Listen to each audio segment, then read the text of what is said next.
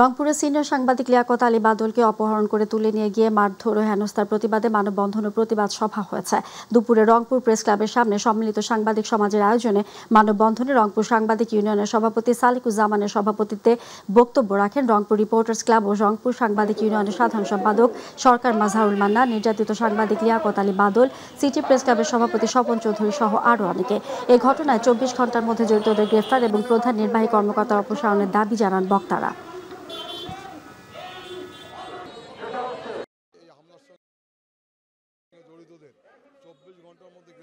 দাবি জানাচ্ছি এবং সিটি কর্পোরেশনের যে সমস্ত কর্মকর্তা কর্মচারী এর সঙ্গে জড়িত তাদেরকে অনতিবিলম্বে অব্যাহতি দেওয়ার জন্য দাবি জানাচ্ছি। এই দালালদের দৌরাত্ম্য তৈরি করছে, তাদের জন্য তাদের সহ সবার আমি বিচার দাবি করছি। প্রবীণ সাংবাদিক লিয়াকত আলী বাদল ভাইয়ের ওপর যে নির্মমভাবে তাকে তুলে নিয়ে আঘাত করা হয়েছে, মব সৃষ্টি করে তার উপর যে নির্যাতন করা হয়েছে, সেই রংপুর সিটি কর্পোরেশনের নির্বাহী এই কর্মকর্তা উম্মে ফাতেমার আমরা তার চরম শাস্তি চাচ্ছি।